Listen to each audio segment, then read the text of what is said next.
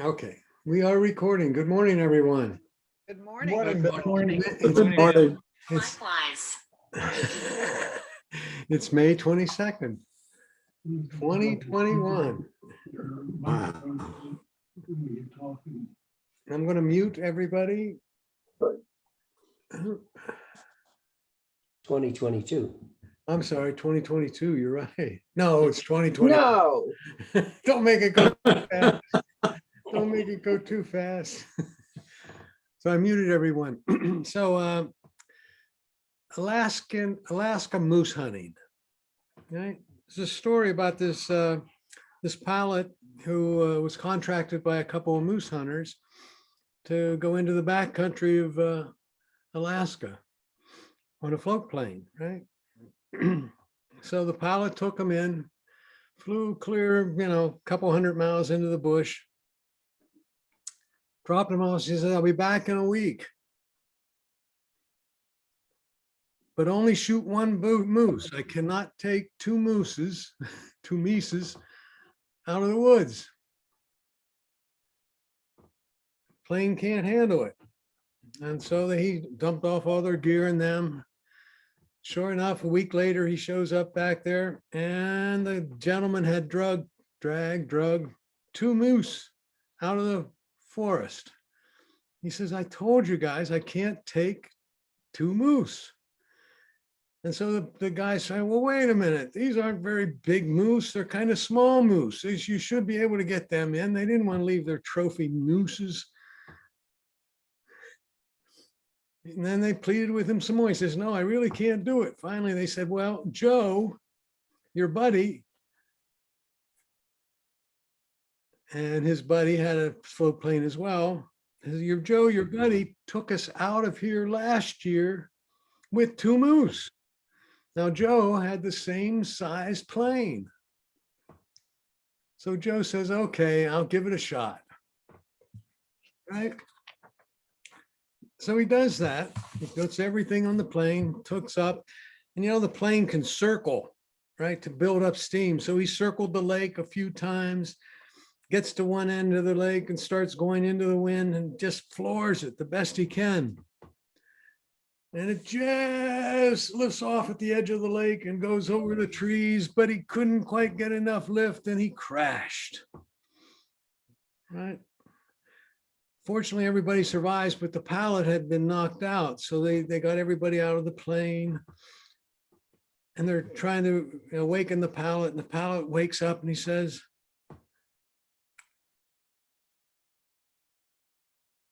"You ready for this?" He says, "Where are we?" He says, the hunter looked around, he looked down the tree line, he looked back and forth, and he says, "I'm not absolutely sure," he said, "but it looks like we're about a quarter of a mile further than we've crashed with Joe last year."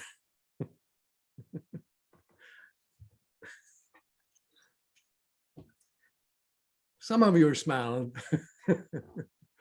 Okay. and you recorded that?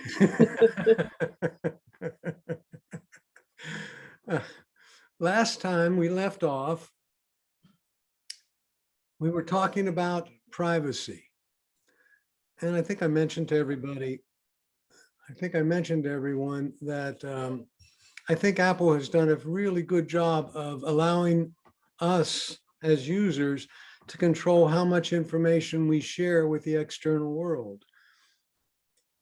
And I wanted to continue on that discussion today. And I'm going to share my screen.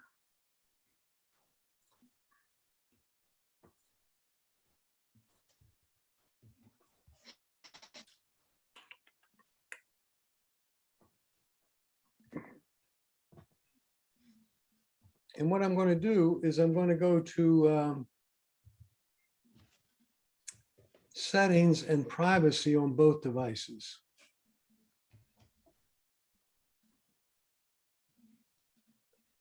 So I'm going down here to settings and scroll down to privacy. Now, last week we ended with talking about location services.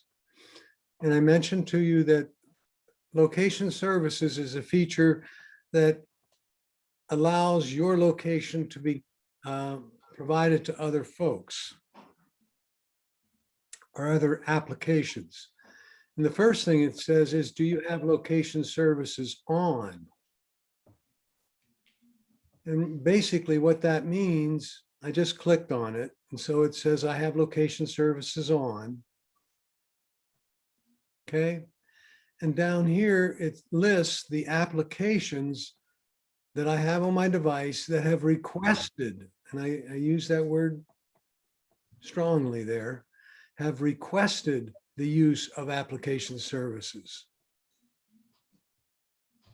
or location services.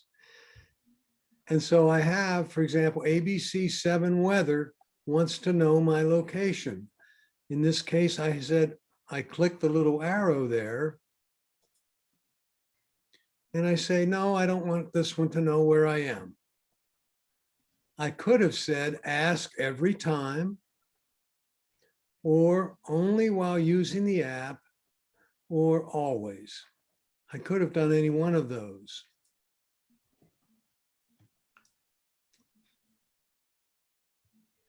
Why wouldn't you want the weather to know? Because I have 5 different weather apps and I only wanted that one. I only want to use AccuWeather. Because that's the reason, Ann. Good question though, right? And for example, I said AccuWeather. I'm going to say always or while using. I couldn't think of a good reason for the App Store to know where I am, so I turned that off. Why would you have 5 weathers then if you only use the one? Because I teach class and everybody asks me about, well, there's a Atlantic hurricane tracker and there's barometer. There's 2 other ones down there. So I have a lot of different, it's just a trying them out and I haven't removed them. But that's a good question as well. There's earthquake, for example. I have that one. All right. When I wanted to scroll down here, there's things like Walgreens. Why would Walgreens want to know where I am? Well, in this case, I have it turned on while using the app. I wanted to know where I am because I use if I want to get a photo printed, I use Walgreens and it comes up after I tell it which photo I want to print, it comes up and says, which store would you like to use? And it shows me a map relative to where I am.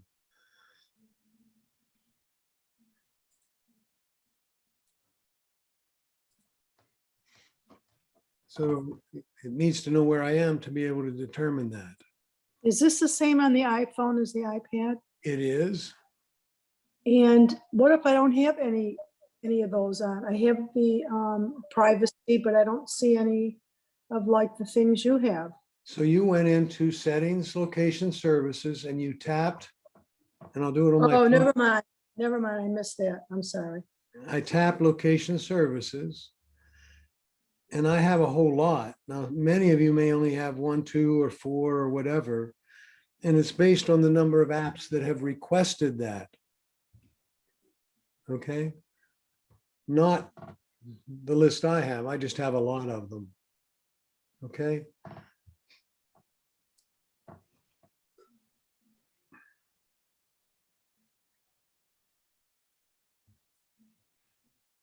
Questions about that?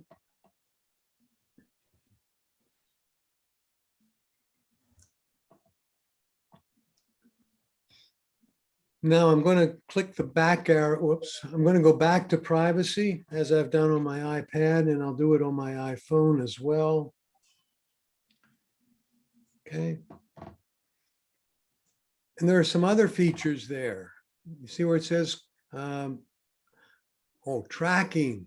Click that one and allow apps to request to track. They can request it, but I don't need to grant it.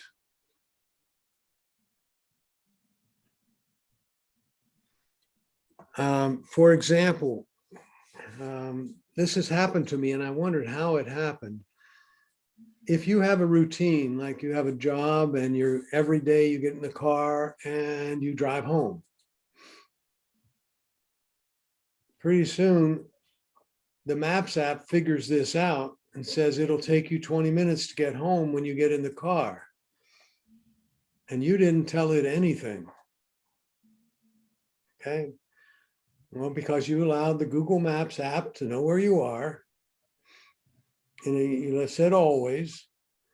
And it said, oh, by the way, it's going to take you 20 minutes to get home because that's what you did yesterday and the day before and the day before. That's how much information Google is gathering on you. So it's an interesting thing. Allow it or not? Say again, I didn't hear you, Leah. Say again, please. Leah, you have to speak up. Ooh, I lost her.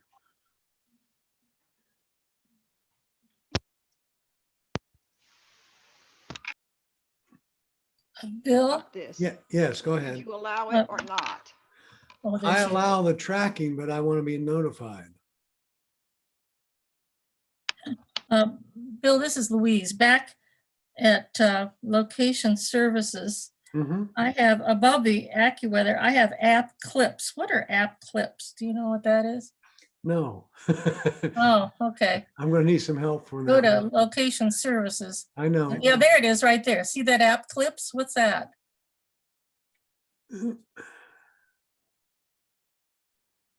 Oh, you have that off. Okay, I'll turn that off. Does that mean anything?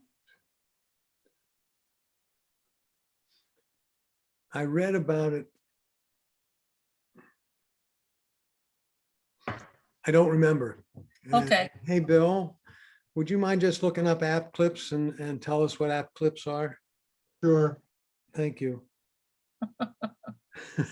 I'm glad I have Bill and Greg. They're just. Thank you.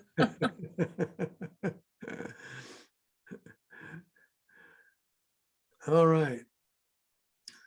So we're going back to privacy again.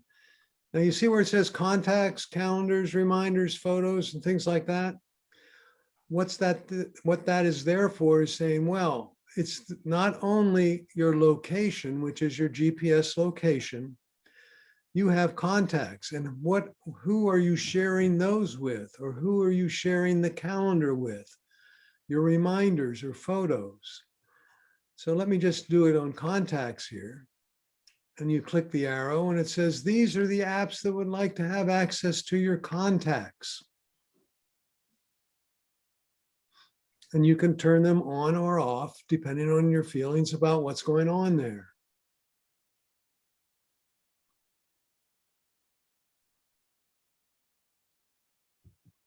Get all that many on there. I only have 2. Well, I have a lot, again, I have a lot of apps, so. In other words, when you put in an app, when you open up an app, it automatically goes under your privacy section. The app should ask you, it needs to have access to your contacts. Do you want to grant it? And you may have to go here to do it, or it will do it automatically. Why would Cleaner Pro need your contacts? Where are you looking at? Oh, Cleaner Pro gets rid of my duplicate contacts. So in my contact or address book, in my contacts list, I have a lot of duplicates. I use Cleaner Pro to get rid of duplicates. So that's why it has access to my contacts. Are these the same on the phone as they are on the? Yes.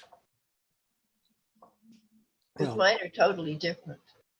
well, it could depend on the applications. I have different ones on my phone than I have different ones on the phone than on the iPad, but I have different apps on them.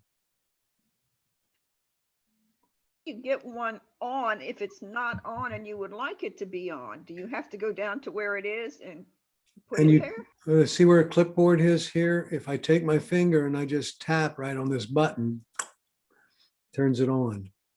But how did you get clipboard as a printed word on that screen? Oh, the application is requesting it. So you can't put it on there. They only list the ones that have requested access to your contacts. So the system does that. You have Bill, no control over what goes on there. Say that again, please. You have no control really over what goes on there, but you can determine whether it works or not. Correct. In other words, when you download an app, if that app is requesting access to your contacts, it will be in the list. Bill, I got Bill? some information on app clips. Okay, app clips is, ta-da, roll. An the app rumble.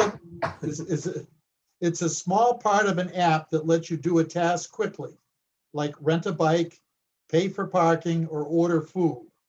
You can discover app clips in Safari, Maps, Messages, or in the real world through NFC tags, QR codes, and app clip codes, unique markers.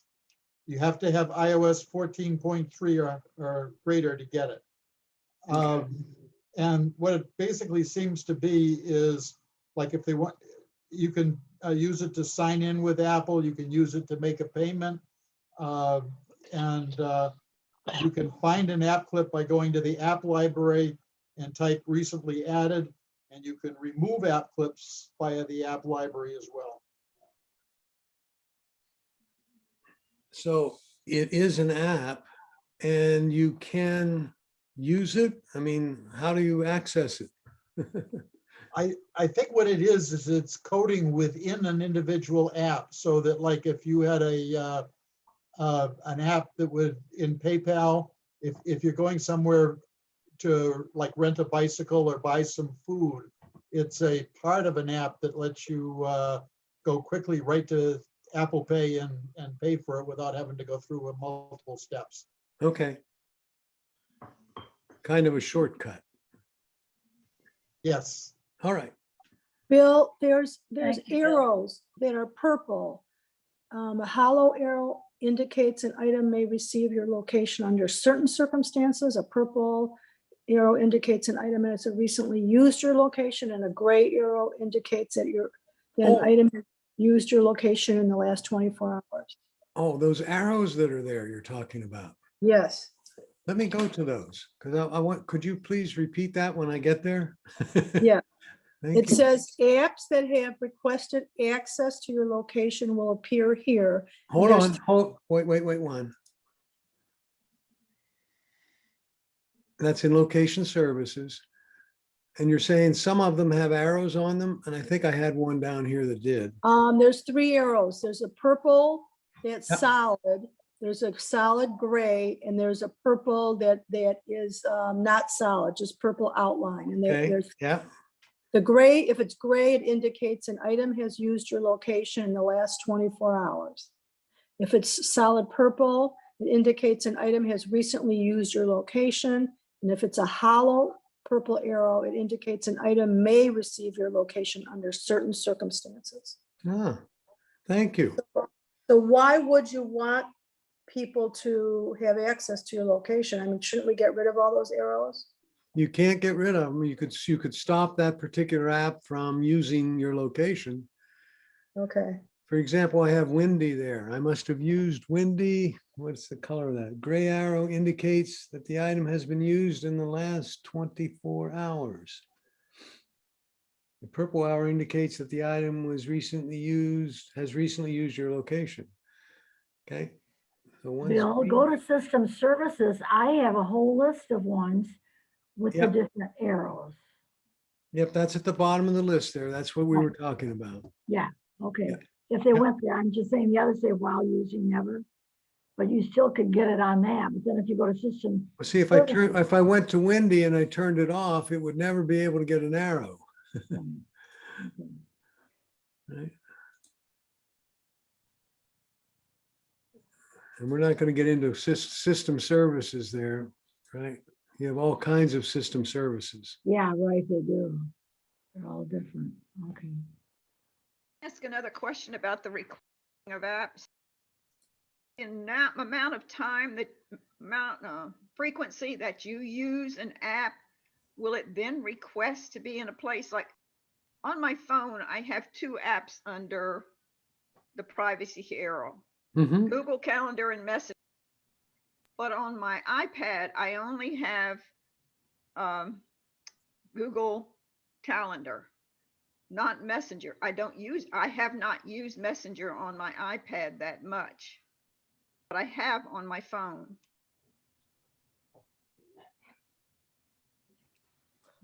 Let me, which one has it on or off or, so you The have phone two? has it on, and that's where I generally use it. Yes, iPad does not, and I okay. have not used it very much there. So If you get to it and start using it and it needs or would like to use your location, it will say, I can't do it because location services isn't turned on, or I can't access your contacts. So in any one of the privacy things, if the app needs it, it will say it's not going to be able to do it because, and it'll tell you what it is. And you may have to go in here and turn it on to use the application the way you want to. thank you very much. All right, Answered the question. good. So we have contacts. We have calendar. What apps would like to use the calendar? For example, I have Calendar Print, an app that I found that can print the calendars, right? TripIt apparently wants to use the calendar. WebMD, and I turned those off, and Zoom wants to use my calendar because it puts dates on my calendar for me. Photos, an important one, right? Look at all the apps that want to use my photos.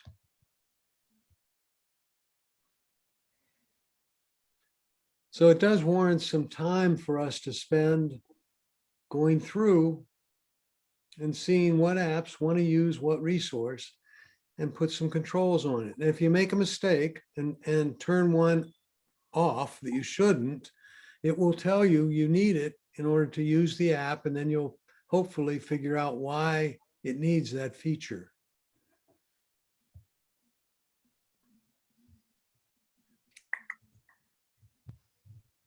Microphone and camera are a couple of ones to keep an eye on. Okay.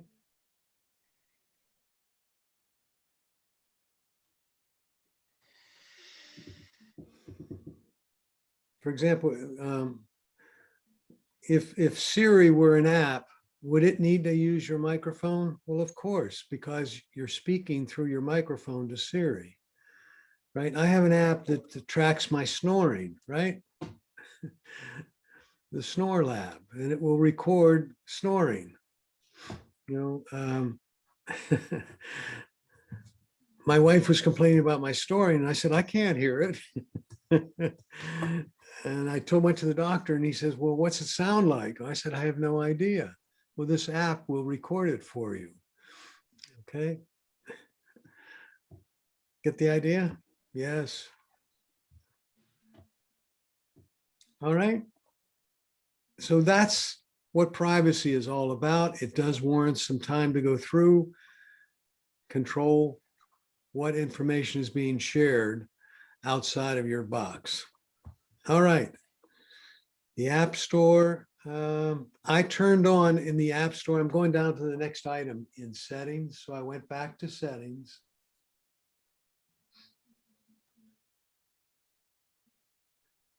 And we've gone to the Apple Store. All right. And I automatically download new purchases, including free made from on other devices. All right. And I automatically get updates as well. So if I purchase something on my phone, and it's applicable to my iPad, it will load on my iPad as well.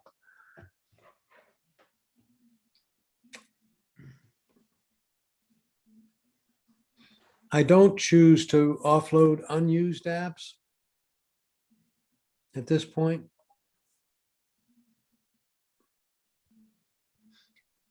I don't know how many of you use, no, this is for the, primarily for the Apple phone. It's called Wallet and Apple Pay. I use it for the wallet feature. Okay, and you'll notice I have 2 credit cards on my phone there. I bet they're on my iPad as well. Actually, 3. Okay. And you can add a card very easily. You just tap add a card. And it turns on the camera, I think is what it'll do. Oh, I want to add a credit card. And I tap continue. And now I can just a minute, and I just put the card right in front of, well, you can't see that on yours. What was your question? Go ahead. Did you have a question? We'll probably use the last date. I'm gonna book them on Tuesday. Say again? Pardon me? Say again, please. Yeah. I think Debbie's on But the I'm phone. a- or something. Oh, I'm sorry. I apologize. Okay. So I have 2 credit cards loaded. The advantage here on my phone is that I can walk in, I don't need my wallet any longer. Those 2 credit cards are on my phone. And when I walk into a place that accepts Apple Pay, I just double tap. I put my fingerprint in, or it takes a scan of my picture, and then I see where it looks on the iPhone there. It says hold near reader. I just hold my phone near that reader, and it automatically records the credit card and puts the charges on it. Bill, that's great, but what if you don't have a fingerprint? You'll have to put in your 4-digit code. So you can 4-digit code? still do that with a 4-digit code? Yep. Or what if your 6-digit code? 6-digit, 4-digit, whatever it is, what your unlock code is. And I would recommend you try it before you go. Right? Is that the same as Apple Pay Cash? Not quite, no. And I don't use, enable sending and receiving money is Apple Cash. So I could actually send money from an Apple credit card. You'll see it on my Apple Cash card in my iPad there. I choose not to use that.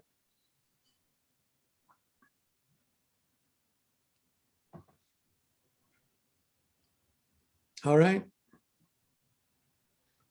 It's a great feature, and if you have an Apple Watch, you can transfer, you put your credit cards on your Apple Watch as well, and not even have to get your phone out. You just bring it up on your Apple Watch and use your Apple Watch to touch the what we call it, card reader in the particular store you're in. Yes, Pass- Bill, but I tried to do that, and then it wanted me, every time I wanted to look at the watch, it wanted me to put that code in, which was aggravating. Say that again. Okay, I put it in my watch, the You- Apple Pay.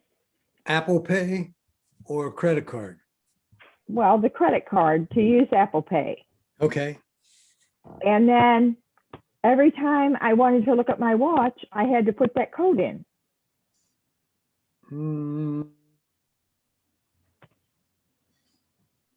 Sounds like there's another feature turned on. Okay, because I took it off because I didn't want to have to do that. That was aggravating. Now, in order for Apple Pay, the Apple Pay feature to work on your watch, you have to double tap the power button on mine. So there's a setting there that's not quite right. Thank you. I'll try again. I have to double tap the power button, not the stem, but the power button twice in order to get the credit cards to show up. And it shouldn't require any password after you have the watch on. When you put the watch on, you put in the 4-digit code, and then it shouldn't require it again. Okay. Passwords. This is a really cool feature. Every time you go to a website using Safari, it records what password you used for that website. And I finally found a way to get the, see, it wants my fingerprint on my iPad. And so I put that in. If I go to that same feature on my iPhone, wants my face, it lists all your password, all your accounts that you've logged in. And one nice one there is apple.com. Now I can click on this and you will not see my password, but the password is right there. Okay. How did you get apple.com on there? I logged into apple.com in Safari. So I went to Safari, I typed in apple.com. It wanted my Apple ID and password. Now it will be there. So once you put it in there, it's there for you to forget and go here to remember. But all of them are here. Look at all the passwords I've got. It does another feature. It says security recommendations there. And an exclamation point means I need to do some work on them. It says google.com. This password has appeared in a data leak, which puts this account in a high risk compromise. You should change the password. And it goes down through them all. that they have issues with me with, right? Now, if you really want to be good, you would go here and change it.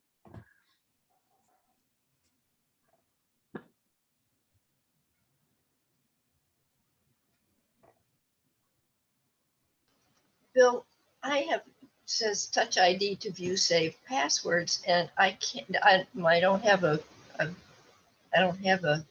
an ID fingerprint I that know. works. Try it again, then it should come up and say use passcode. If you try it a couple times with your fingerprint. Yes, and it doesn't come up anything. Oh, wait a minute. Let me try it on my device without it recognizing my face.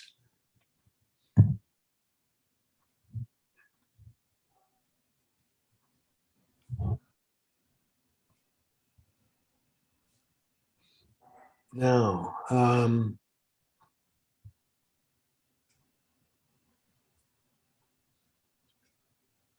so if I go into password, it wants my face ID there. And it says try face ID again. So I try face ID again. Doesn't work. And then it says enter passcode. It should be doing the same thing with your fingerprint, Ann. Well, it's not working on my iPad. I have it on my phone. I don't have a problem getting it. Okay, hold on.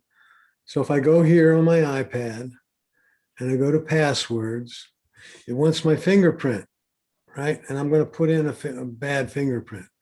And when I do it wrong once, it says enter passcode there. See it? You can change your passcode in settings. It says enter passcode. So if I click on enter passcode or tap on it, I can put in the passcode now. Mine just sits there. Did you try to enter a fingerprint? Oh, yes, many times. And it doesn't come back and ask for it again? Nope. No, it just Well- says cancel. Press it with Had your the finger, same- press the home button with your fingernail when you get there. Okay, I had the same problem, so I had to put in my Apple code. right, you do have to put in the unlock code. So if I go to passwords, it wants my fingerprint in, so I hit it with my finger, whoops. I go to passwords. It says, That's exactly where I am right now. okay, now if you try to read your fingerprint, you try to read my fingerprint, it says try again. But under try again, it says enter passcode. So that's, I would tap enter passcode. But if you get it wrong once, it usually gives you the option to enter passcode. Mine just comes up automatically. Well, that may be because you don't have a fingerprint any longer in there. Thank you. Okay, And Bill, Take a mine- fingerprint. pardon me, go ahead. I said it would never take a fingerprint, so I put the passcode in. I guess that's why it goes to it. Right, Bill, yep. I don't have, shut up. I don't have anything under that. Oh, Anything under what? oh, wait a minute. Rita, you have a couple devices with your microphones on, which is Yes, causing yes. feedback. Just a minute.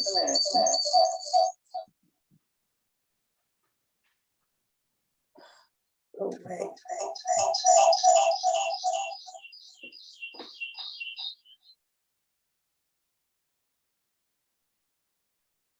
Bill, I have a lot of duplicates. Should I get rid of them? Duplicate what? Of these under passwords? Under passwords, you're saying I have duplicates, right? Yeah. Hold on. I have some down here too. Mhm. And a lot of them, I click on, it says your compromised password. I understand. That's different. Yeah. Okay. Let me go down here. Do I have, there's Flipboard. I have two for Flipboard. Okay. And it gives you the date it was established there. 1/24/19 is the one Flipboard, and the other one was 5/31/19. So that's the oldest one. So that's probably the one that's incorrect. Nope, that one is. Okay. So each time you update the password, they put a new entry in there.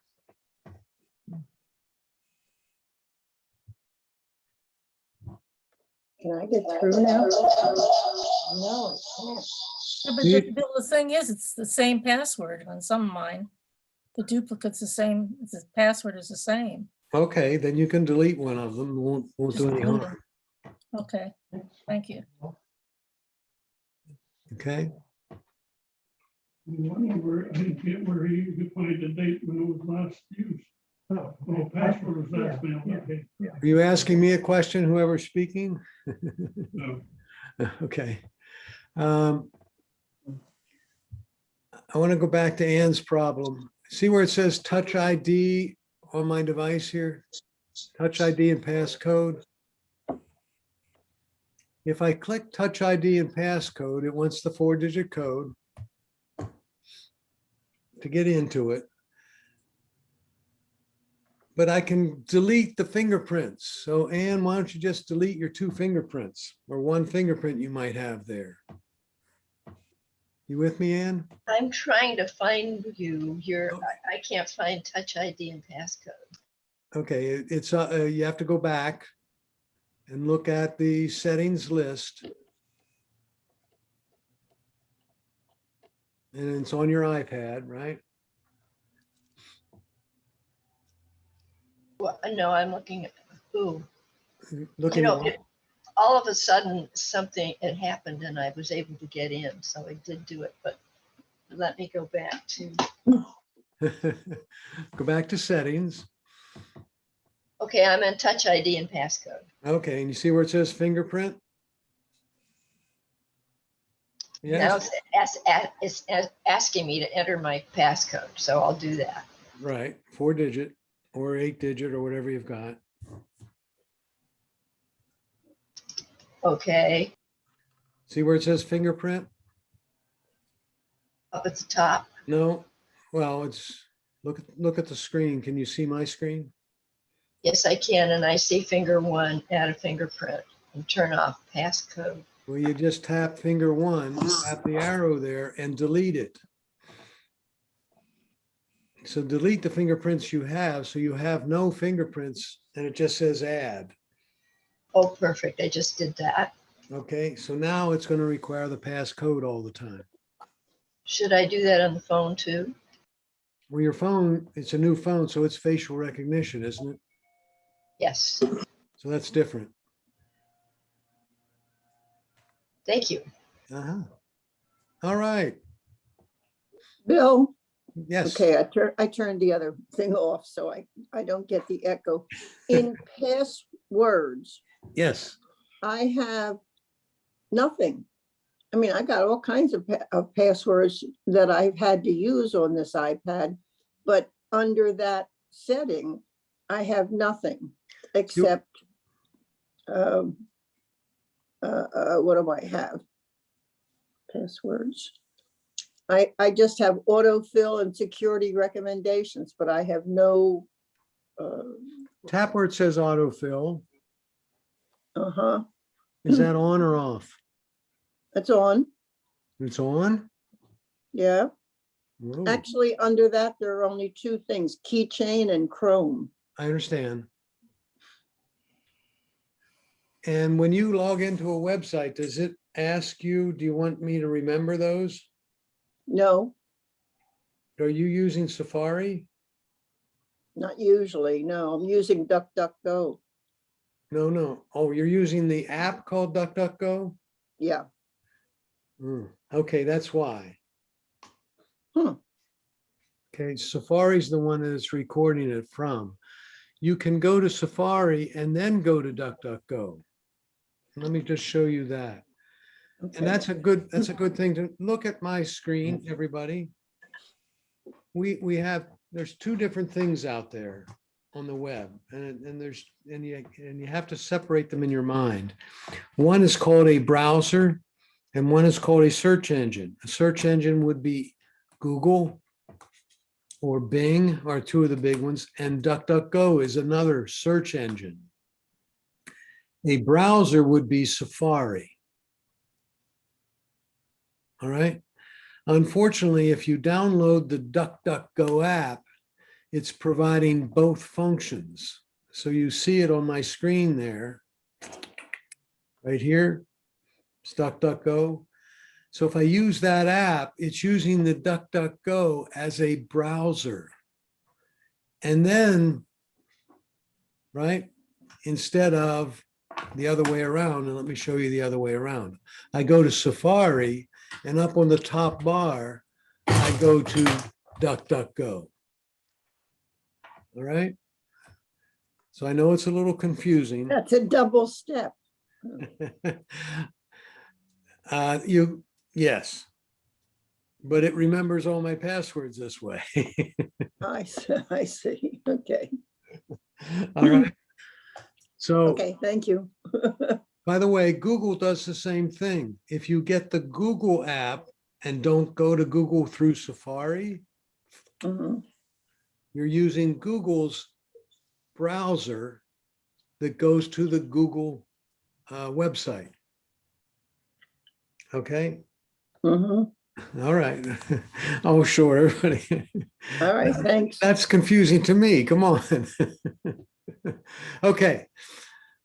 We'll continue down through our settings here. I have mail is my next one. and there's one additional thing we should understand about mail is that a mail, your mail server, or your mail service provider provides more than just your email in a lot of the cases. For example, if you have a Gmail address, it gives you not only email, but it gives you the capability of having a calendar with Google, an address book with Google are the two big ones, but many others as well. So if you just look at the screen for a little while and then look at your devices, I'm going to go to my mail account. Okay. And the key thing I want everybody to be aware of, it says, how many accounts do you have? In other words, how many email addresses can you write Bill Crow and get some information to him? Mine says 9. And you're going to say, you're nuts, Bill. And that's correct. I am. 9 email addresses. I put them all in there so that I can see how AOL works or how Comcast works or how other email providers send you email. So I'm going to click on that. You don't have to right now. And you'll notice the first one, usually in all our cases, is iCloud. You do have an iCloud email account because whenever you sign up for Apple, you get one. And it provides a whole bunch of stuff. iCloud Drive, a storage, mail, contacts, calendars, Safari, versus Hotmail. I have only got mail turned on for Hotmail. Well, if I go over here to the left or right, and I click the arrow, you'll see that Hotmail, which is Microsoft's mail, I have an address there, w.williamtcrow@outlook.com. I do get mail on it. They could also be giving me an address book, a calendar, a reminder, or notes. So they could provide me all these services if I chose to use them. Okay.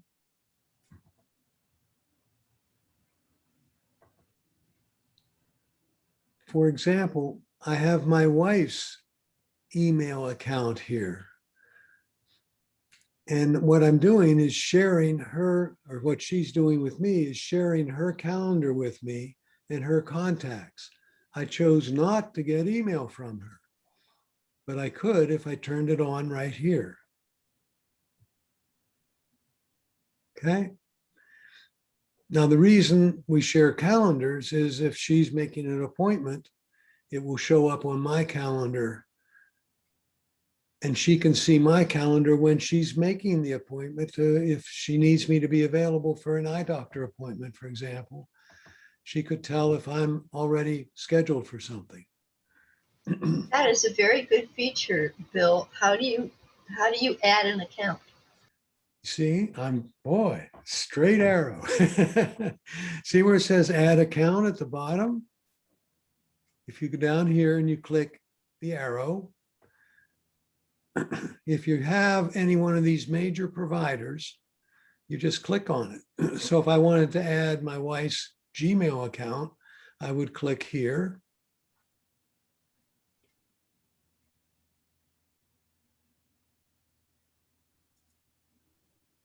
Then I put in her email address and I would need her password. If it isn't listed here, for example, Comcast isn't, you would get down here to other and then click add mail account. And you would put in, I have an idiot here, or Albert Einstein, his email address and his password. Okay? The problem is the password. We need yeah, well, you can't just add anybody's account. You have to have their password to do it.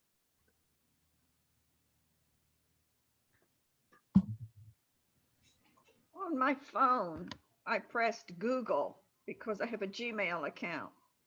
Correct. And what comes up, it says settings, wants to use google.com to sign in. This allows the app and website to share information about you. Cancel or continue. So if I click Google, that's what comes up. Yes. And you have to do it if you want to add the Google account to your device. Okay. What if someone can't, I don't know what my, I mean, if somebody wanted mine, I don't know what my password is for, how do I find that? For Gmail, you don't know your Gmail password? No. Uh-oh. There's no way to find it out. You can change it, but that's one of the ones that everybody should have. There's three items. Actually, I say four, but there's three items you should really know by heart. One is your Apple ID and your Apple password. The second one is your primary email address and its password. And the third one is your lock code. The one that's critical is the unlock or lock. They call it the lock code. Okay. The code needed to unlock your device. If you forget the lock code, nobody will help you unless you go to Apple and you show them proof of purchase for the device.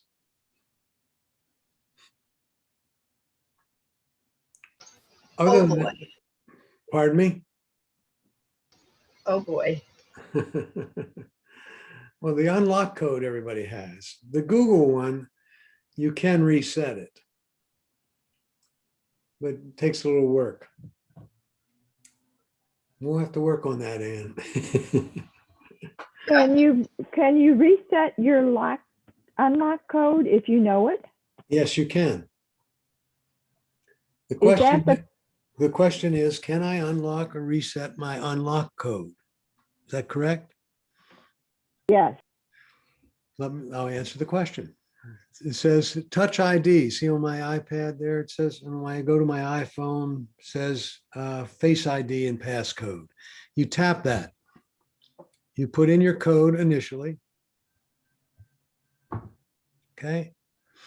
And it says change passcode right there. See it? Yes. Okay, so let's go to it on the iPhone. So your passcode and your lock code are the same thing? That's correct. Good question though, because they keep, right? And I want to change it. So if I tap change, I have to put in my passcode again. Then it says you can make it 6 digits. It also says there, if you had 6 digits and wanted to change it to 4, you could click on passcode options. And I think that's the key one for everybody. If you have 6 and want to change it down to 4, or you have letters and numbers as a passcode, you can go here and you say customize alphanumeric code. So you could make it every number of digits and letters you want, or just a customized numeric code, or just a 4-digit code. So if anyone wanted to change theirs out there, that's the way you do it. You go to change ID and passcode. Change pass, you can turn it off. I don't recommend that for anyone, but right, change passcode. And then this is where you would change it. Okay? Thank Yep. Okay, we were in mail and we were in accounts. If you have more than one email account that you use, in other words, mail is mentioned in this list more than once, I have it 3 times, 4 times, 5 times. You see it where it says mail under Verizon, mail under AOL, mail under Yahoo, mail under me. Oh, I have it more than that. So I have all these different accounts. Wow, Bill, that's too complicated. You're right. But if you have more than one, when you send an email, what address do people see it came from? Because you don't specify which one you want to send it from. If you scroll down and have more than one, you'll have an option called default account. So I went into mail. So I clicked mail here on the left side, and I scrolled down on my iPhone. You want to make sure it's the same on the iPhone and the iPad as well.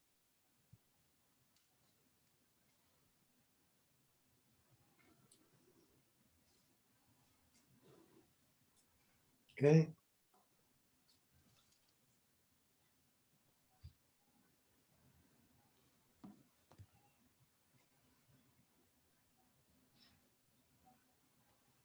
And here's where you could change the signature at the end of your emails.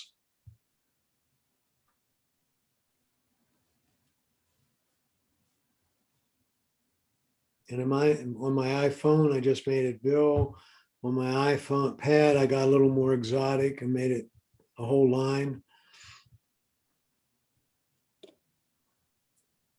So you don't need to enter Bill at the end of when you send an email.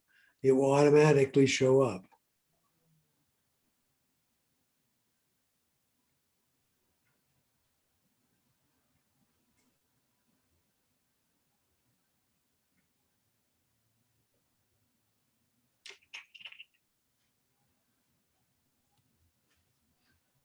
By the way, Mom.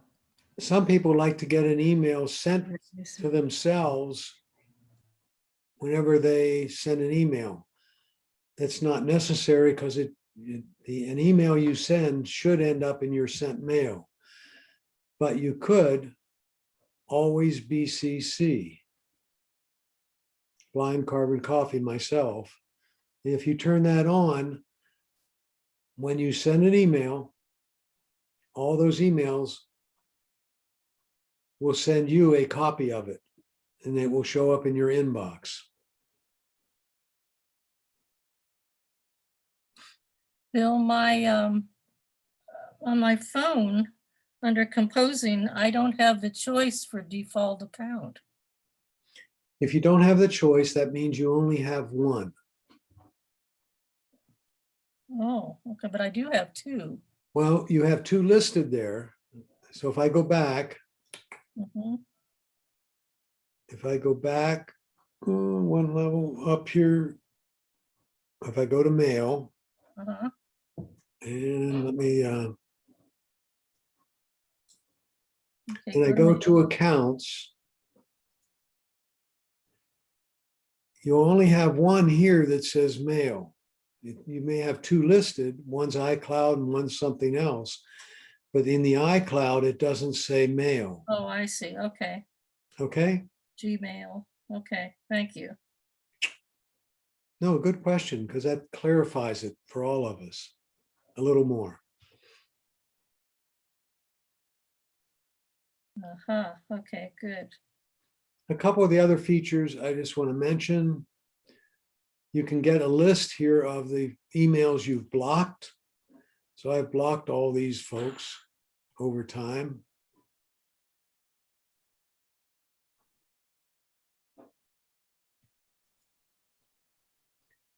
And you can go to that list so you can unblock them. What do you do with a blocked email? I'm going to move it to trash. The other one that some people use is Threads. So if I send an email to Shirley or Sharon and she sends it back to me, and then I reply to that and she replies to that, it's called making a thread. And when you get an email, it'll list all those, it'll list the complete list of threads. I choose not to have threads turned on. Some people like them, some people don't. And what happens is if she writes back, it comes into me as a unique email with the things I've sent her before following it. Okay, Can you do that on a regular computer with emails? threads, Yes. yes, you can, with and without, I believe. And turn them off if you wanted to. Yes, you should be able to turn them off. Now, it depends on the application you're using, but yes. Would you say again the difference between organized by thread and complete thread? One's on, one's off. No, if you turn this one on, Mhm. if you turn this one off, none of the other ones apply. Oh, Okay, Which one? Say that again, Bill. yeah. organized by threads. If I turn organized by threads off, it won't collapse messages or most recent, or doesn't do those. Right? So those following 4 items don't apply if you have it off. If you turn it on, now those do apply. And because I don't use threads, if somebody out there does and could explain each one of those, I'd appreciate it. If not, that's okay as well. Well, I have them all. You have them off, okay, as I No, do. I have them all on. Okay. So I you're getting threads then. You bet. Because sometimes I get answers, 2 or 3 days later, and there's a whole bunch of other things in between. So it's good to have the thread. That's fine. You would get an answer 2 or 3 days later as well. It just wouldn't have everything else attached to it. Exactly. So that I wouldn't remember what I had said before. I understand. My problem is finding what they actually wrote though. When you have that thread, you don't know. Sometimes it's like, oh, there's 5 people answering and I can't even figure out why I don't have threads. I Why do you understand. have those 2 on then if they don't mean anything? Oh, I just never bothered to turn them off. Oh, okay. Guess I should turn them off to avoid Confusion. Okay, No, you can always turn them back on from the email. So why would you bother to turn it off? And it's good to have them collapse because then you don't have so much to go through. understood. Hey, Bill, Yeah, is there a limit to the number of blocked calls? not that I know of. Okay. Do you feel you hit one, Jim?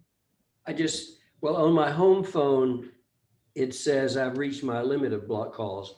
It doesn't say that on the iPhone, so I just wondered if it applies to the iPhone. I haven't heard anybody say there is a limit there. Okay, thank you.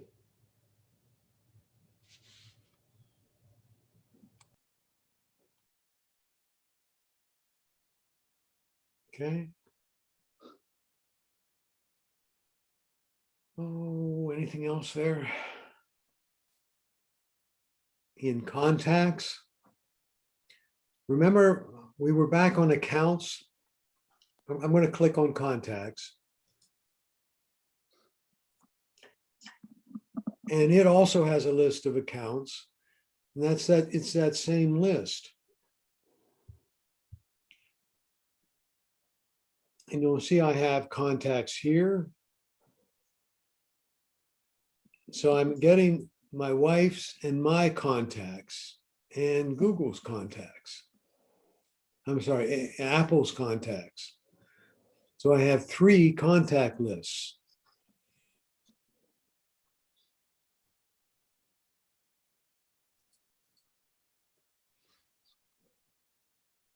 irregardless of what I have or how many I'm looking at, there is a sort order and a display order. And I notice a lot of you have, for example, my sort order is I'm sorting by last name, not by first name. But when I display the name, I'm saying it's, if I'm looking for Ann Ross, I'm sorting by the R. So I would look under the R's and I would find Ann Ross. And it would say Ann Ross, not Ross, comma, Ann. Okay.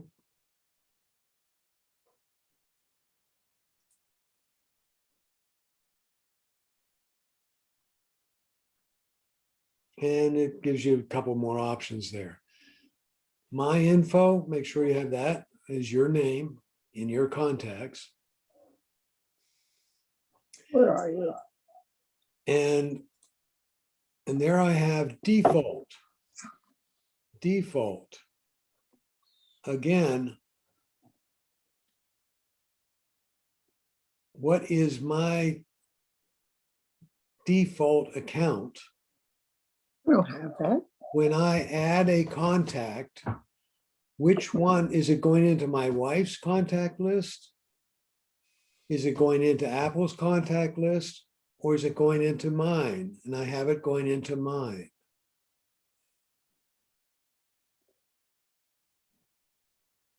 Now, this would be a good place, I think. Bill, just a second. What if you have you have iCloud rather than your own Gmail? Okay, I'm going to, all the entries that you make go into the iCloud. Okay, so when you Yeah. add a contact, it goes into iCloud contact list. Okay. And you're a good straight person as well, because I'm going to show you a couple things there. If you just look here for a little bit and then see what yours is like, I'm going to go back to my home screen and go to my contacts. Depending on the age of your device, it's going to say groups up here. I'm going to my contacts. Where are they? We'll go to contacts. See, it says groups. I click on groups and it lists, it says, there's my Gmail address book, there's my wife's address book, and there's my iCloud address book. And if I turn off my address book and my wife's address book, right, I'm only looking at, whoops, I didn't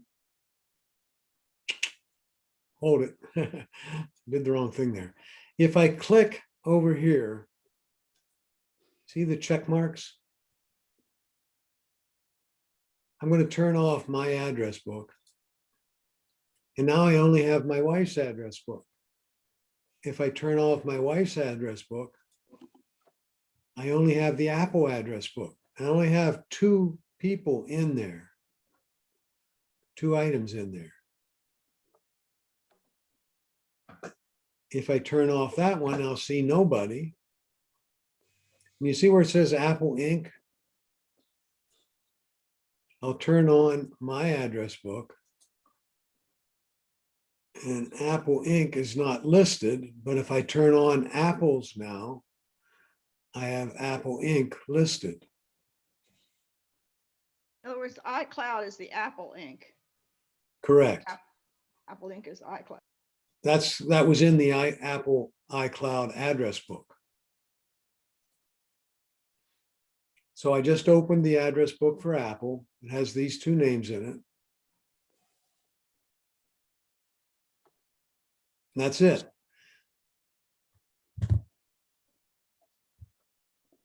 Okay. And you did all this through the contact on the front of your phone and iPad. I went to the home screen and I went to contacts.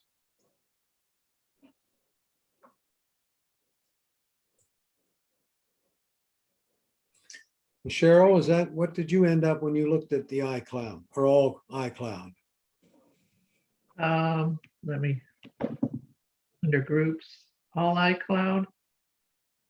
Yep, you want to have that check mark on, Yeah, I do. and you should see a lot of addresses there. No. Nothing. When I click on all iCloud, it goes, there's nothing. So you haven't added any addresses? Okay, Lately, yeah, sure I have. Let's see in my iPad what I've got over here. could be different on your iPad then. Yeah. No, I just have everything checked and it seems to work, so I don't know. No, I meant what's the default on the iPad? So if you go back to a settings, contacts, what's your default? Is that under groups? No. Oh. I'm gonna go to my iPad. I'm okay, going hang on. back to the home screen, and we go to settings Yeah, contacts. and then contacts. Yes, What's the default there? default account is my Gmail. So that's when you add a contact on your iPad, it goes to Gmail. When you add it on your phone, it's going to go to Apple. So you apparently haven't added any on your phone, but you have on your iPad. Yeah, probably. Yeah. Thank On you. old iPads, they don't have groups. If you don't have groups, you only have one account. Oh, at the bottom of the older iPads, if you go to contacts,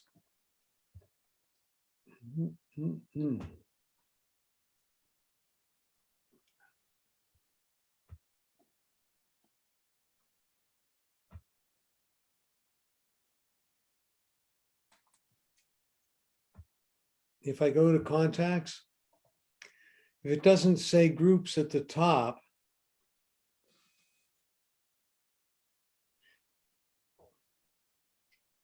it may say it at the bottom. It may say, well, no, that's calendar. If you only have one group checked, I'm not sure it would show up. But I'm not sure. So if you don't have groups up there, then you may only have one. For example, if you didn't have a default option in settings, right? I go to settings, calendar, contacts. All right. So now if you struggled your way through contacts in settings, the same thing applies to calendar. You could have more than one calendar. And again, if we go back to if I tap calendar on either my iPhone or my iPad, and I tap accounts, and it only lists one, you only have one calendar. If you have multiple calendars, if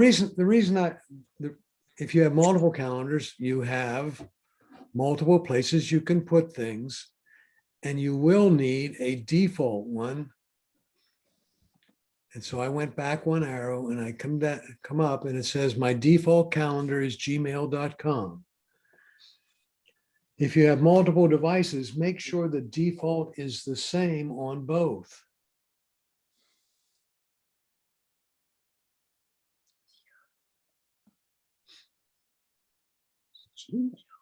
Now, the reason I'm telling you all this is that I have some folks who have had their default calendar be, let's say, iCloud, right? And so I'm going to go to my calendar.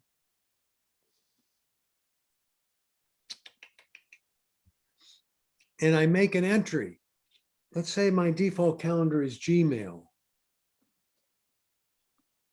And I go to my calendar, which calendar or calendars am I looking at? Well, if I tap the little figure up here in the left-hand side of the screen in calendars, same kind of thing as it was an email.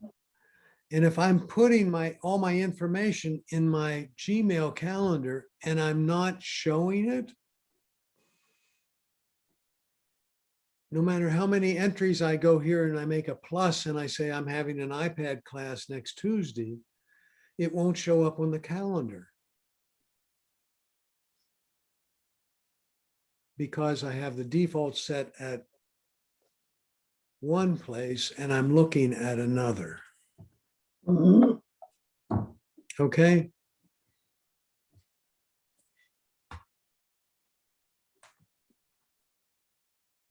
And for all of you that have only one, that's wonderful. All right?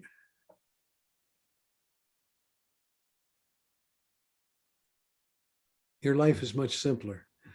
So I do sometimes I'll get 2 or 3 on my calendar at the same day. So I'll get one from Eventbrite and then another one and then another one. I'll get like 3 on the same day.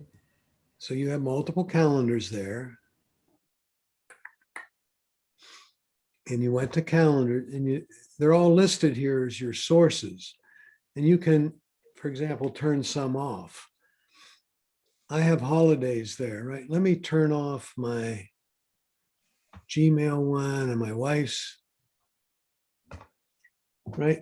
And you'll see that Mother's Day is on there, tax day is on there, etc. Mhm. And if I turn off US holidays there, let me do it with the pointer, that disappears. I could have 2 of them. I was going to get it at 3. If I go to some other account up here, yeah, there's another one. There's 3. Any others I can get? So you could have holidays being fed to you from multiple sources or multiple accounts. So I turn one of them off, and then I'll turn the one off on my account. And now I only have other US holidays. Okay, How did you get to that side panel that says calendar that you're able to do good that question, with? good question. Thank you. If you're looking at your calendar this way and it says calendars at the bottom center, that's one way to get there. If you have the newer OS, if you go up to the left-hand side of the screen, there's a little icon that looks like a miniature calendar, and you click on that.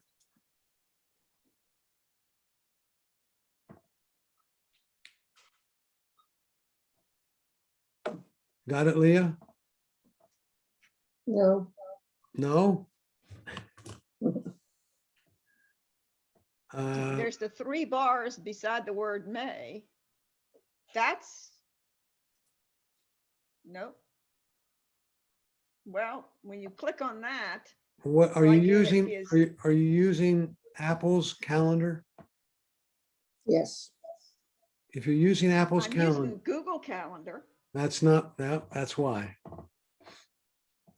Okay. Never mind. You're using the app from Google instead of the app from Apple. Yes. That's why.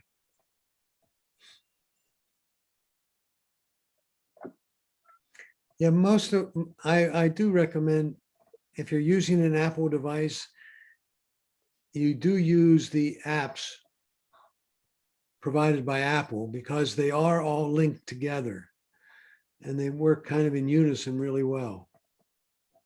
And I better turn on some calendars here.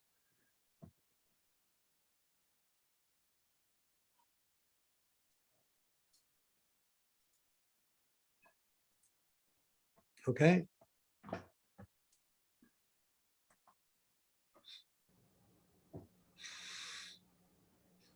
Was that considering iPads or the iPhone? Say that question again. Was that? Were you discussing iPads there? It's both. Works the same way on both. if I go to my calendar on my iPhone, and I'll do that.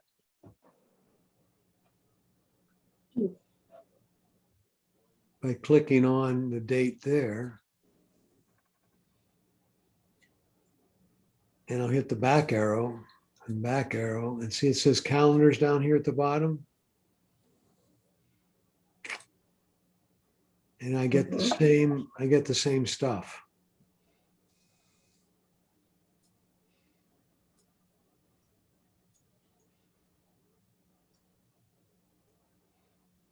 An Apple Calendar on my computer, on my laptop, and that's what I'm looking at. And when I clicked on it, I really didn't expect to find anything, but there's a whole bunch of dates filled in. And when I hit the little calendar on the side, I got your calendars panel. Okay. Oh, by the way, you could add the Gmail calendar to that. Maybe that's what's there. I'm not sure. Part of it is anyway. All right, good.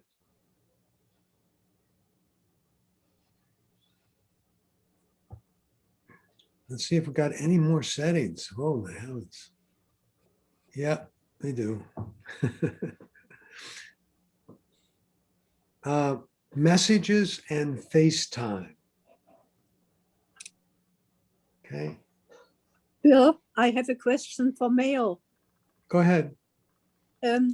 You know, my mail account, it's adding up so much if I have, in no time, I have more than 1,000 emails and if I delete them one by one, it takes a long time. Is it any good to make another email so that it is clean and that not all the old junk turns up every time again? Is that an idea? That's an idea.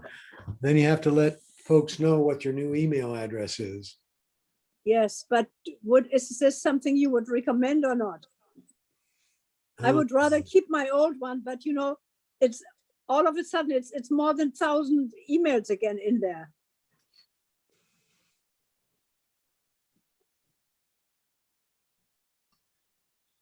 I'm thinking. And you Yes. delete by 50s? Isn't there at the top somewhere? If you get on a computer, you can delete 50 at a time.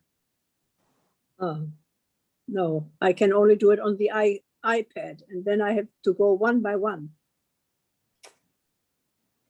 At one time, there was a way to do it. It was a little complex, though.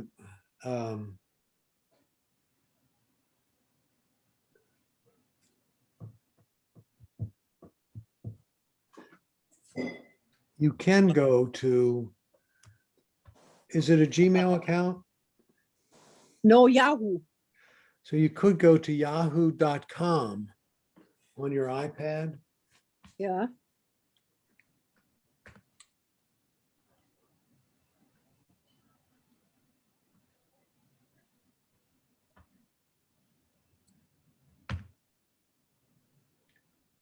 And sign in there with your email address and password. And there might be some more options there that you can use to delete things quicker.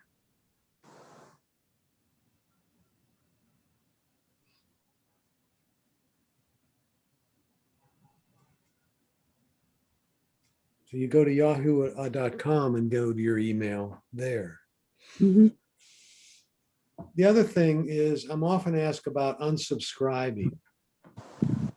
Is the other thing I was thinking about. Is your Sawzall here? Yeah, it's in the back of my truck. Well, I think it. Oh, no, it's either in the back of the truck or it's in the shed. All right, Cheryl, mute yourself. I have Land's End here. I got it, all these messy, I bought something from Land's End. Now they're sending me all kinds of stuff, right? If I wanted to unsubscribe from them, I would scroll down here to the bottom, and there's usually a place to unsubscribe. modify your email preferences. You see this at the bottom? No. Live chat and send us an email. No, I went to a particular email that I received from someone, from a company, or all those emails you're getting that from Bell's or Sears or Home Depot, or, right? Yes. Some of them are garbage, right? And you go to the bottom and it either says unsubscribe or modify your email preference. You click on that and it will come up and say, what kind of emails would you like to get? If it's preferences, or you want to unsubscribe, right there, unsubscribe. So that I don't get that barrage of emails every day. Sometimes it's at the top also. Could be Yeah. anywhere, right? Yeah, You you have got- to really look at. And sometimes you do unsubscribe, and then in about 2 weeks, they decide you must want to hear from them again. Bill, I've noticed sometimes on unsubscribe, they want my email address. Well, they already Correct. have my address, so I get a little suspicious and I just put it I in do the too. junk folder. I'll tell you what I've done. I used to be cautious about that because what they do, if it's a legitimate email site, it'll be like, like we just mentioned, unsubscribe and they unsubscribe you. It's pretty straightforward. If it's a little bit questionable, they'll ask you to put in your email address. I used to hesitate. I need to mute somebody here. So you wash your body with water. It's not. Okay, that takes care of that. I used to be hesitant to unsubscribe to the ones I had to put my email address in, because oftentimes they sell that information, say, oh, we got a hot one here, and they sell it to other people and you start getting more. I stopped being so concerned about that, and eventually all of them stopped. Okay, so I have unsubscribed, and I get very, very few now of the spam emails. Okay. The other thing is I have an email address I use for that in the future. I have a garbage email account I give out. Okay. So when you're asked to fill out a form at the county fair, when you're filling in on something and they want your email address, I give them the garbage one. Okay. And so when I start getting emails in that, I check the garbage one every once in a while just to see what's going on with it. But I'm not concerned about leaving it there and just build up, or just deleting everything, et cetera. So be careful who you give your email address out there to. So. But it has to be a legitimate email address. Yeah, I set up another one. I go to Google and I set up Bill Crow Garbage or something is the name of the email. Right? So you set up an additional email account. Okay. Bill, can you tell us how to set this up? Go to gmail.com. Yeah. Go to google.com. Well, here, I'll do it. I go to Google, google.com. And that takes me to here, right? Then Yes. I click on Gmail and it says sign in or create account. And I click create an account and start filling the information in. Give them an email address. They'll tell you if it's available or not. Give them the name you want to use. Hit in a password, confirm, click next, and you're off and running. Okay, maybe that's a good idea because it's getting more and more and more. Yeah. And you call it a Bill Crow garbage account? Bill Crow garbage. How about Bill Crow GB or GA? I don't think I'd say garbage account. But I did that because Bill Crow's taken, WT Crow's taken, all the ones I might want to put in. And so I've already done William T. Crow 111. So WT Crow GA might be a good one. You kind of make up the account the way you want. Thank you. All right.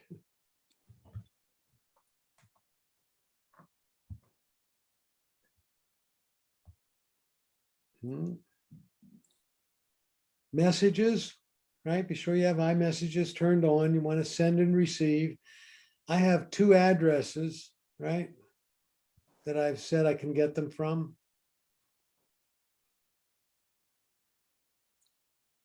That's on my iPad. My iPhone looks a little bit different, I think.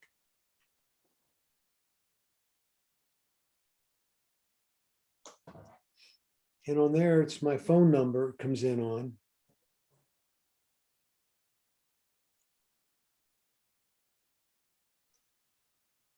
I get, Leah, I get messages, but the accounts that are on there, one is my, in both places, one is my phone and the other is my iCloud email.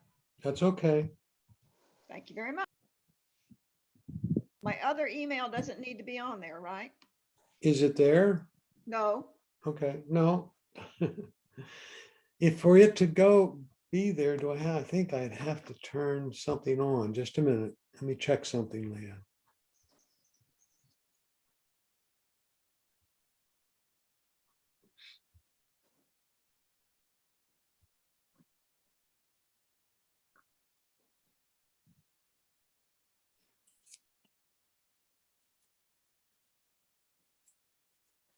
Nope.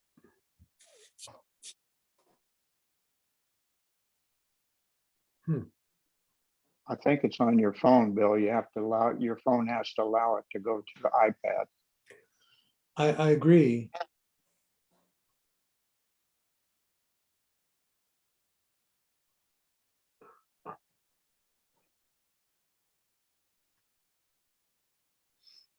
Greg, what I'm curious about is how I got WT Crow 11 Gmail there on my iPhone. You see it?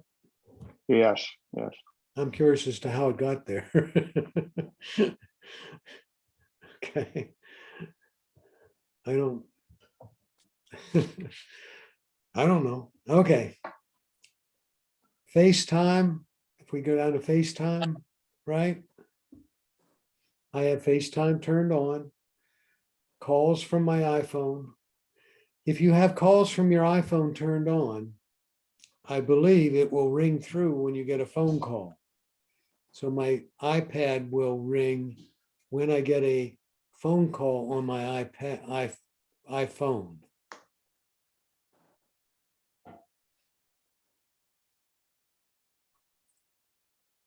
Okay. Bill, I'm having trouble sometimes when I get a call, it automatically goes to FaceTime. Does anybody else have that trouble? Yes, I do, and it's miserable. Oh, yeah. So what do you do? What can we do about that? Are they calling you with FaceTime? They have to be calling you with FaceTime.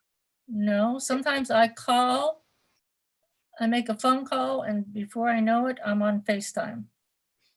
Okay. Do you have that problem, Ann? Mine usually comes from somebody who, my granddaughter, who FaceTimes me all the time. Oh, mine, sometimes I make a call and. I want to show you a feature here. If I go to Ann's phone number in my contacts. And phone number? No. If I go to Ann Ross on my contacts, since she happens to be there. There's Ann Ross. All right, you see it? If I tap here, I'm going to do a FaceTime call. If I Sure. tap here, I'm going to do a phone call. Yeah. Well, you think I'm spreading over to the FaceTime. You could be, I'm not Okay, sure. that's a good point. Maybe that's what's happening. Okay. I'll have to be more explicit. Okay, thank you. Yep. But I'm on my iPad and I can call Ann Ross by phone. And there's her mobile number. Oh, I just looked on mine in the same area that you're talking about on my phone, and the video camera is darkened on this particular call. It's not Ann Ross. It's another one else, another person, my grandson. Does that mean that I can't call that person on FaceTime and they can't call me on FaceTime? Because their phone number is not he doesn't have an iPad or an iPhone. No, he doesn't. Okay. So FaceTime only works Apple to Apple. Thank you very much. All right. Last but not least is Safari. Okay.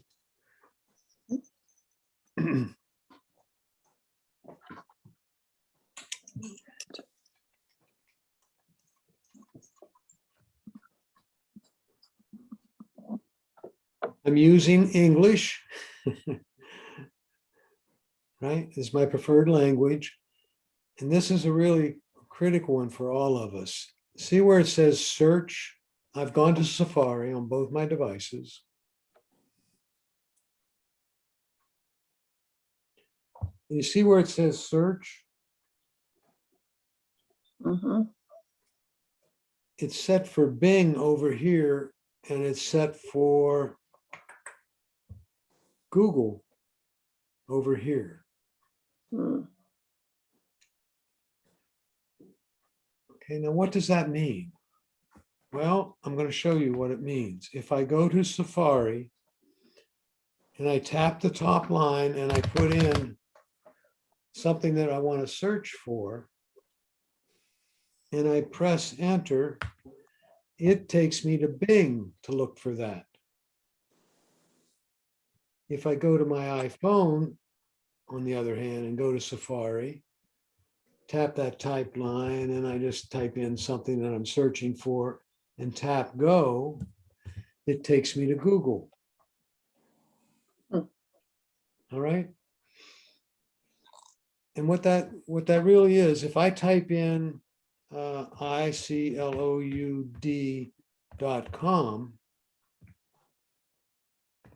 and I press enter, it's going to take me to that web address. But if I type in something on that top line that is not a web address, it's going to take me to a search engine. And that particular selection we had in settings determines which search engine it takes me to.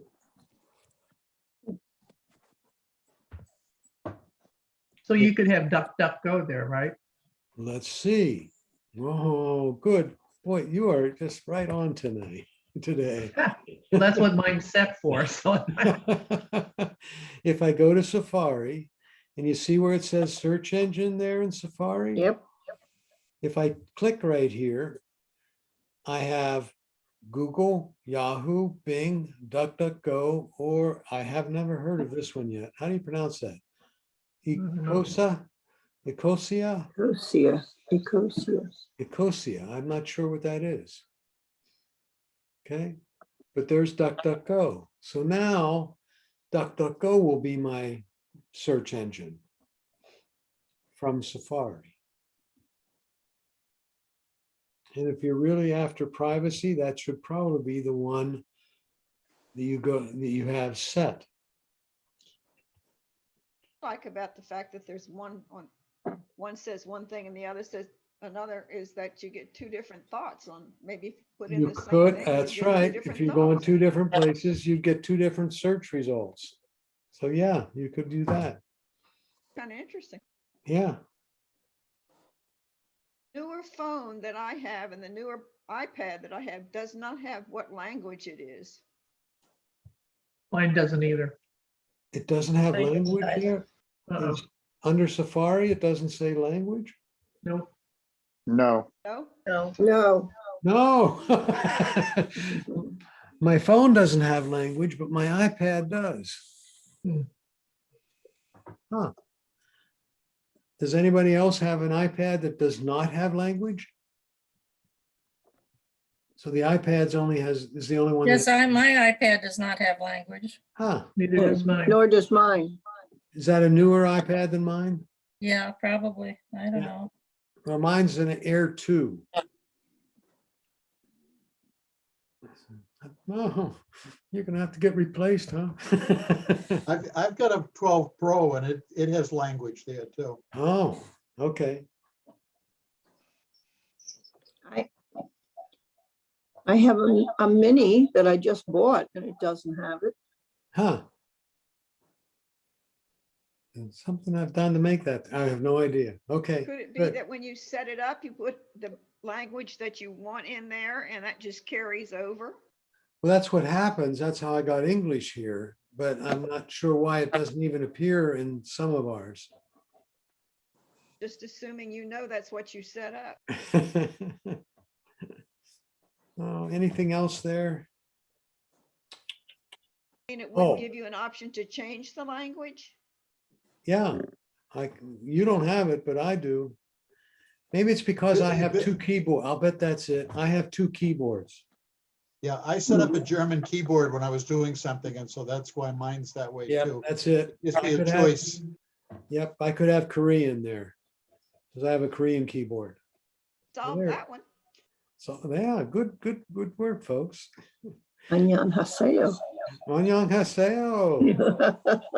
Who knew? Who said that? Who said that? Rita. Rita. Wow. Oh. I have show tab bar, show icons in tab, and open new tabs in the background, and close tabs manually. And I will spend the next couple minutes showing you why. Okay. I also have block all cookies turned off. So I'm not blocking cookies. Cookies are little tidbits of information that websites you visit put on your device. I have a question, Bill.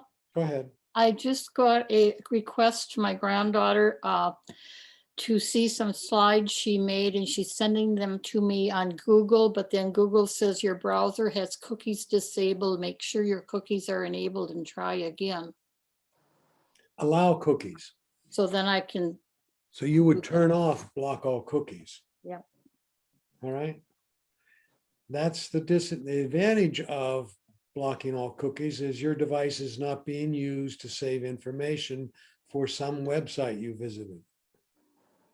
Good example. When I get through with this project, should I go back and turn my cookies off? Let me explain what the cookies are. I bought a pair of hiking boots from LL Bean. 2 months later, I went back to LL Bean and said, "Hi, Bill. You want a pair of socks to go with those boots?" And they even gave size 8.5. I said, "Wow, that's pretty good advertising. That's pretty good advertising technique. They knew what I purchased and they're making recommendations based on what I purchased." And that was fine, except they had saved that information in a cookie on my device. Okay.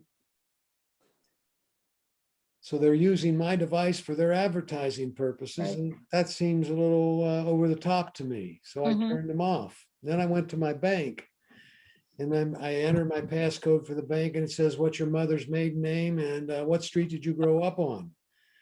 because it wants a couple more factor authenticity than what I gave it. If I turn on cookies, the bank saves on my device when I log on correctly, it says you've been here before, Hmm. right? And so using the bank, it's an advantage. Using LL Bean, it's a disadvantage in a way. So you've got to make a judgment there and turn it on and off as you wish. But here's where you do it. But here is where you do it is the key. Okay. Thank you. The other thing in settings, while we're still there, it says clear website history and website data. This would clear out all the cookies and all the websites the history of where you've been. All right, now I'm not going to click that right now because I want to go to Safari and show you these things called tabs. Right here in Safari are two windows. If I click those, it says, since the last time you've cleared it, you've been to two different places. Many of you, if you go there, if you go to Safari and you click those little squares in the upper right-hand corner on your iPad, on your iPhones, it's at the lower right-hand corner. And I've cleared them recently on my iPhone. You could have a whole lot. I've seen 500 tabs open. So the big hint for today is you want to clear those out, because they're running in the background. They may be using your battery. And the way you clear them out is, one, you could click on it and then click on the X. The other way, if you have a lot of them, is to put your finger on the little squares and hold it. And it comes up and says, close all your tabs down here at the bottom.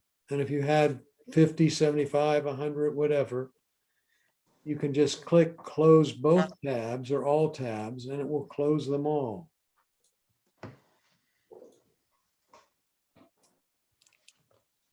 Okay. All right. Now we will pick up on talking about Safari at other classes. And by the way, I've scheduled, and just a way of letting you know what's happening. We're switching gears in June and July. We don't have a class next week. We do have one on all the weekends in June and July, except for the July 4th weekend. And what I'm doing is it's going to be a combination of, I'm going to address a particular application on each week. Like on June 5th, we're going to talk about just messages. So we're narrowing the scope down to just one thing, plus addressing your questions. Then in June 12th, we'll be doing Siri and just talk about all the nice little things you can do with Siri and address any general questions you might have. And we'll be doing that through the month. You know, on June 19th, weather and weather applications. The June 26th will be news and news applications.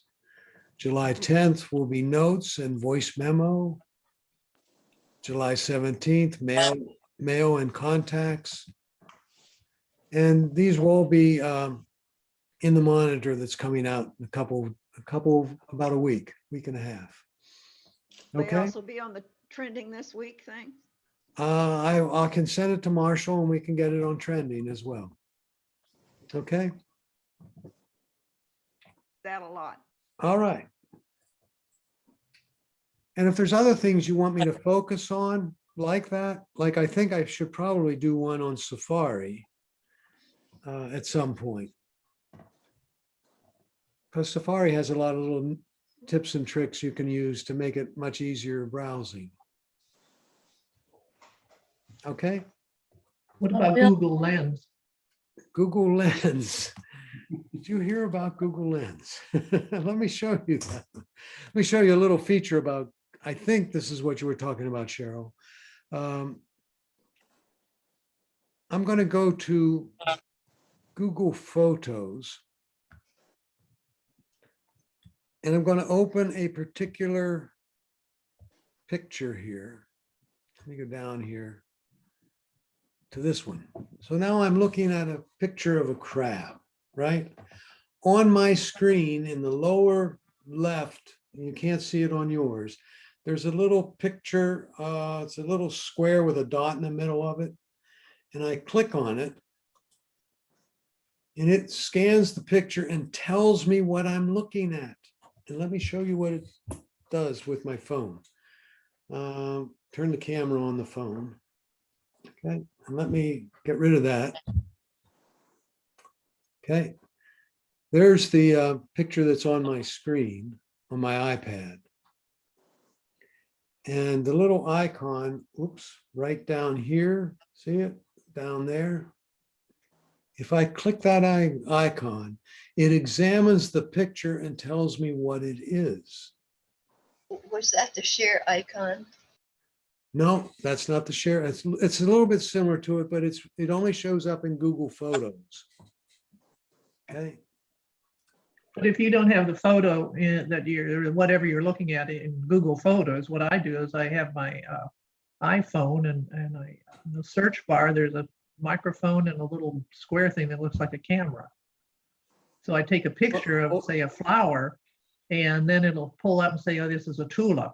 My problem is, how do I save that? Because sometimes I want the scientific name. Tell us again how you do that, because I'm interested in that. You're Oh, looking at okay. Well, on my phone, Mhm. I go to Google, Yeah. and there's a search bar at the top. Oh, Google. You go to Google. Yeah. Oh, you have a And then- Google app. Okay. And then on the right-hand side, there's a little microphone and a little thing that's supposed to look like a camera. Are you talking about this little icon right here? Yeah. Okay.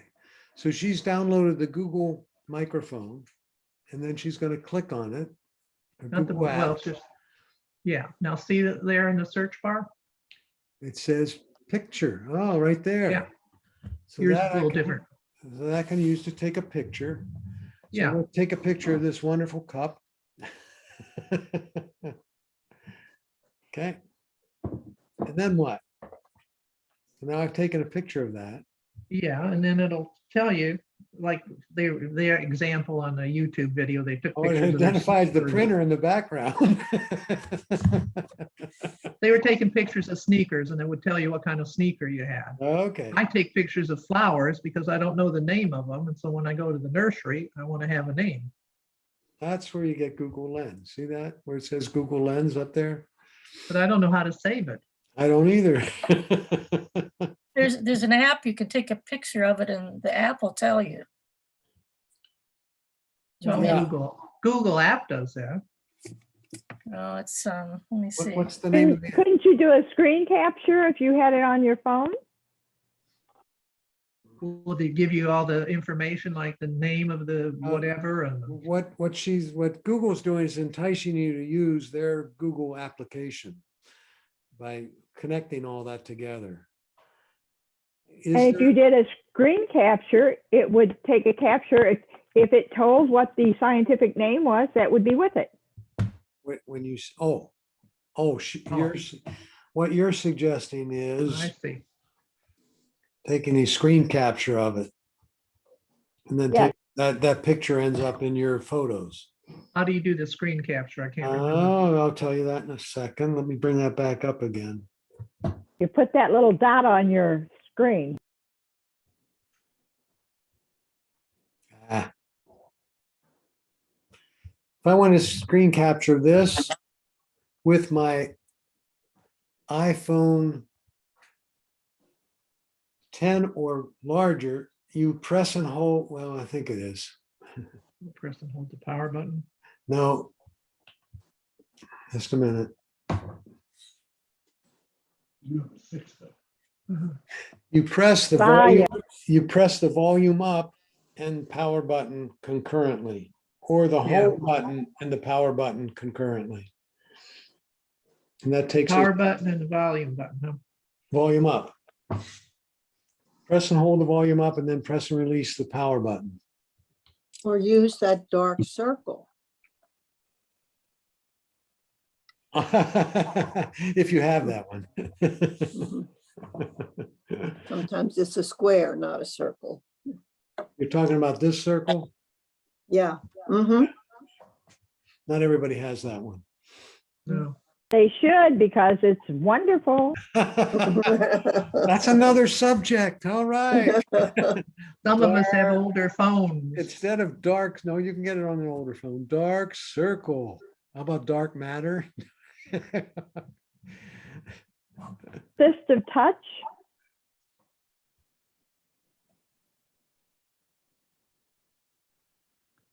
Oh, yeah, I had to double tap it and it takes a screenshot. Oh, that was, I didn't know that, Sharon. Thank you. Yes, you did, because you taught us. I teach you that? Senior moment, senior What moment. happens to your screenshot other than going in a Bill? little picture down at the bottom? Oh. Goes you into go to your- photos. Go to your photos and it's there. Bill, Yes. how is it you get the screen capture again? You press the on your iPhone. I assume that's what you're talking about, Jim. Yes, yes. You press and hold the volume button, then press and release the power button. That's the way you do it. That's one way to do it. Okay, that just turns mine off. You're holding down the volume button, hold down the volume button, and then press and release the power. Where did Yep. the picture go? That doesn't do that it doesn't work for me. Gotta be a special way of doing that.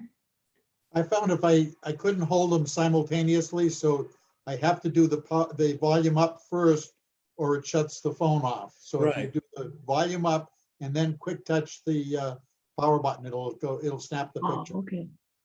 Touch and release the power button then. I'll play with it. I'll figure it out myself. Any luck, Jim? Just turns mine off. You're holding the power button, the volume button. Yes. Are you sure? Because it could be hard to press, right? Depending on your cover. I'm holding it down and then I touch the power button and it just turns my phone off. Okay, you're not getting the volume up button held long enough. Do you have a home button? No. Oh. Oh, now mine's doing it that way. It just turns mine off. Yeah, it's turning mine off now too. Oh, you made me mess up my phone. Try to hold them both simultaneously. Boom.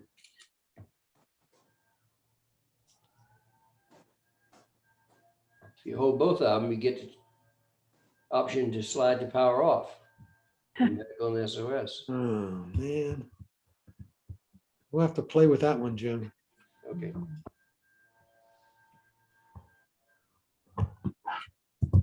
All right.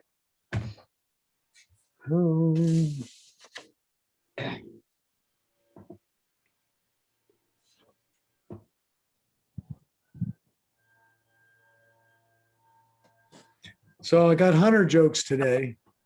A deer hunter gets on his hands and knees to take a closer look at the tracks.